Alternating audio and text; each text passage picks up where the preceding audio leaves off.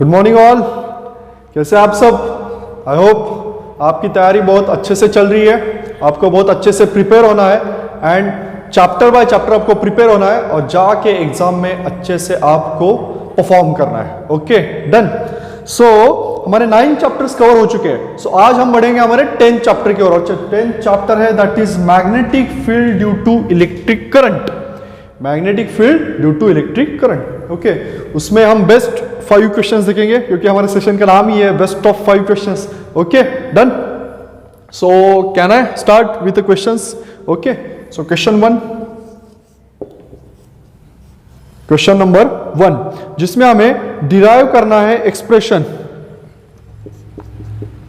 जिसमें हमें डिराइव करना है एक्सप्रेशन, जिसमें हमें एक्सप्रेशन डिराइव करना है। Derive an expression with diagram, with diagram, क्योंकि ऐसा है कि डायग्राम भी निकालना जरूरी है उसके बाद एक्सप्रेशन, क्योंकि हम अगर अच्छे से एक्सप्रेस करते हैं, अच्छे से वहां पर रिप्रेजेंट करते हैं, जैसे कि स्टेटमेंट लिखा है, फिर डायग्राम आ रही है, उसके बाद इक्वेशन आ रहा है, इक्वेशन का प्रूफ आ रहा है, फाइनल प्रूफ आ रहा है, तो वही एक अच्छा मतलब एक आपको मार्क्स कैसे मिलते हैं, आपका रिप्रेजेंटेशन देखते हैं। Correct. So question number first है derive an expression with diagram. उसमें ए है that is Lorentz force, Lorentz force, और इसी को ही कहते हैं Lorentz law,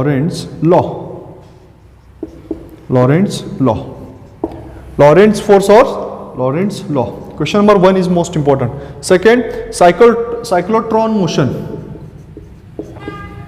cyclotron motion.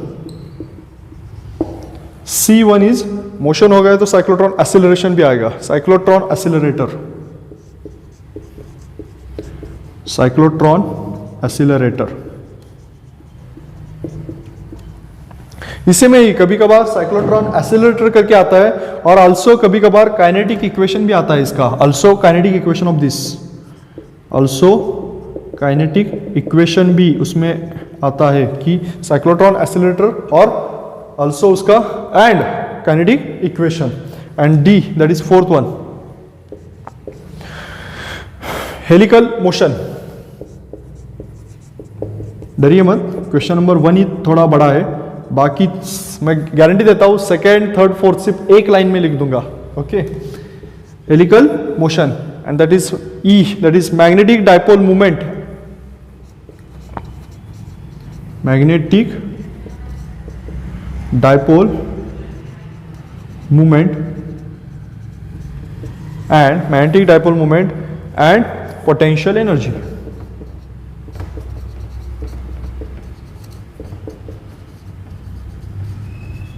I hope guys okay.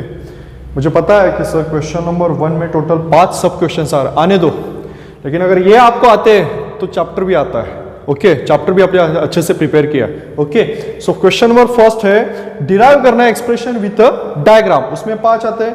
First one Lorentz force और Lorentz law, second one cyclotron motion, third one cyclotron accelerator, उसी में ही also kinetic energy equation, fourth one helical motion and fifth one magnetic dipole movement and potential energy. Question number first लिख लीजिए, अच्छे से लिख लीजिए। ओके, सो लिख लीजिए। अभी हमारा क्वेश्चन नंबर 1 डन हो गया। अभी हम बढ़ेंगे हमारे सेकेंड क्वेश्चन की तरफ। मैंने आपसे वादा किया है कि सेकेंड थर्ड फोर्थ एक ही लाइन में लिख दूंगा। सो question number second, question number second एक ही लाइन में, मतलब कुछ सब क्वेश्चंस नहीं आएंगे ऐसा, नहीं तो आप पकड़ेंगे बात को हमारी। क्वेश्चन नंबर सेकेंड जिसमें आता है एक्सप्लेन द मैग्नेटिक फील्ड। एक ही क्वेश्चन है, explain the magnetic field, explain the magnetic field due to a current, due to a current and define Biot-Savart law। Define करना है Biot-Savart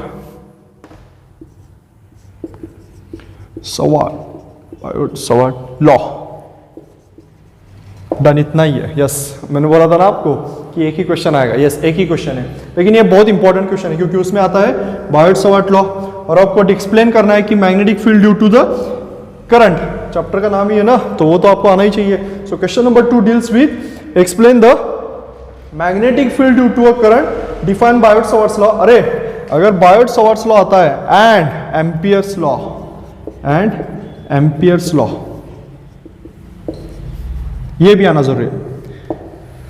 कैसा है, मतलब बोल नहीं सकते ना, बायोट-सावर्ट्स लॉ आ सकता है, एम्पियर्स लॉ आ सकता है, तो आने वाला है, हमें पता है कि इंपॉर्टेंट है तो करके जाएंगे। डन। सो सेकंड क्वेश्चन है explain the magnetic field due to the electric current and define Biot Savart law as well as Ampere's law.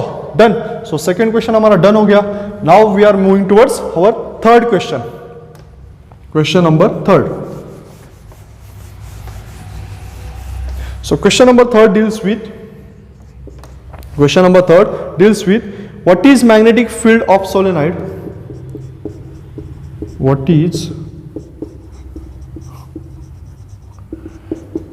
magnetic field of solenoid? And what is the magnetic field of solenoid and toroid?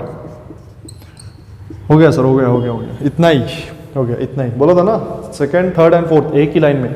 So question number third है what is magnetic field of किसका, first one solenoid and second one toroid. Okay, लिख लीजिए अच्छे से question. सो अभी हम बढ़ेंगे हमारे क्वेश्चन नंबर फोर्थ, रफ कर दूं, question number fourth. Question number fourth. So question number 4 is about explain and give the equation for, explain and give the equation for, explain and give the equation for moving coil galvanometer, moving coil galvanometer। सो आपको explain करना है and equation right करना है, derive करना है expression. Okay, किसके लिए, for moving coil galvanometer. हो गया, इतना ही क्वेश्चन है, नो सब क्वेश्चंस। ओके, बोला था ना मैं सेकंड, थर्ड, फोर्थ एक ही लाइन में लिख दूंगा, लिख दिया। Okay, done. एक्सप्लेन करना है और इक्वेशन लिखना है, किसके लिए, फॉर मूविंग कॉइल गैल्वेनोमीटर। अभी हम देखेंगे हमारा fifth question. Okay, last and best question. So question number 5, हाँ इसमें थोड़े सब क्वेश्चंस आएंगे, आपको अच्छे से लिखना है और प्रिपेयर करना है। So we are moving towards question number 5, जिसमें आपको डिराइव करना है equations for, derive the equations for किसके लिए,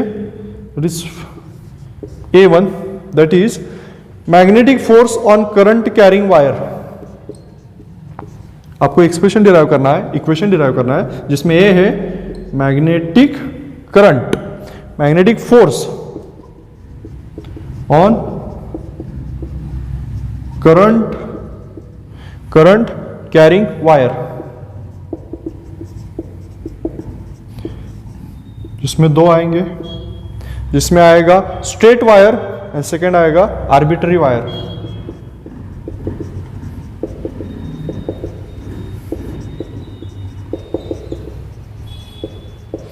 straight wire and arbitrary wire.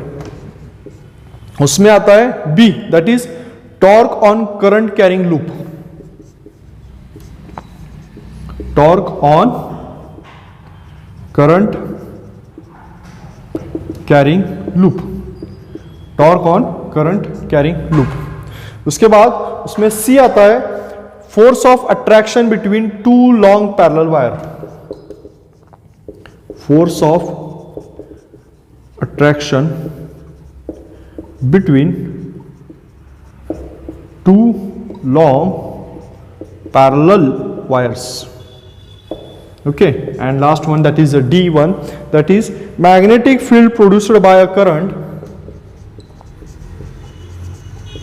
magnetic field